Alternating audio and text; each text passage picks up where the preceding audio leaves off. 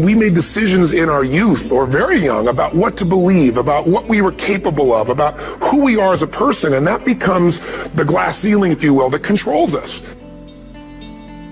All of you have targets, things that you're after.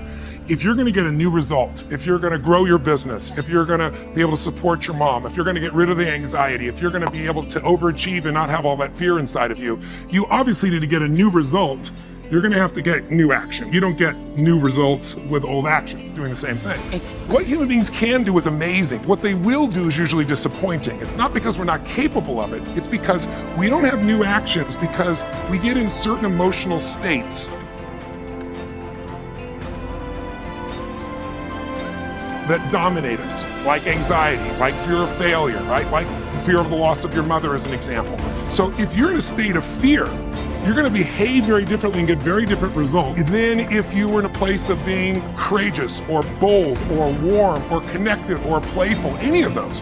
For the point of fear, and for some people, and I think in some cases, it's also a recognition of who I am and what I'm capable of. So for somebody whose life is already great, this is about, what if I could take on another skill that could create more freedom for my life? And just saying, I'm not having to go out and try and do it all perfectly right now. What I'm going to do for the next 8 weeks, I'm going to create a little ritual. I'm going to do one thing a day to condition my mind, right? So that I get strong, so I follow through. I'm going to read something. I'm going to listen to something. I'm going to immerse myself. I'm going to go for an intense jog, or I'm going to go lift weights, but I'm going to do it consciously to get in a state where I'm going to follow through. That's number one, because people follow through when they're in state. So the most important key to changing your life in any situation is to change results, you got to change behavior. But to change behavior, you got to change the emotional state you're in.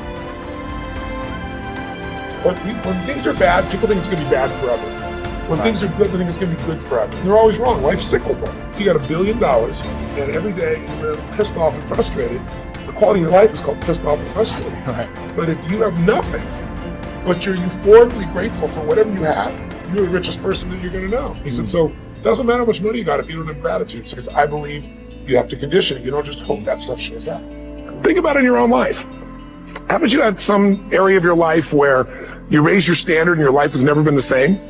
You did it for years and you kept trying to change it and kept telling yourself I should. And then one day something happened. Something just clicked you over. Something took you over that kind of tipping point. And inside yourself you said, no more.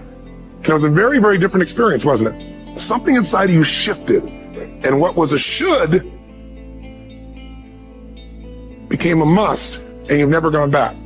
Is there an area like that in your life you can think of? Again, did you ever smoke cigarettes? Did you ever eat a certain way, drink a certain form of alcohol, and then finally say no more, and you just don't go back? And notice this, it doesn't really take any willpower anymore. Because somewhere when we make this click, when we make something a must, we attach ourselves to it. It becomes part of our identity.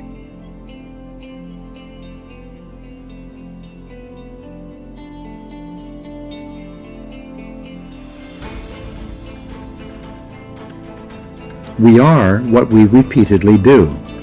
Excellence, therefore, is not an act, but a habit. You are your most valuable asset. Your life, your potential, and your possibilities are the most precious things you have. Thus, your great goal in life should be to fulfill that potential and become everything you are capable of becoming. Your ability to learn, grow, and fulfill your potential is unlimited. Today, people are graduating from high school and college in their 70s, learning new subjects and developing new capabilities. Your ability to learn and remember can continue throughout your life if you keep your brain alive, alert, and functioning at its best. Your most precious financial asset is your earning ability.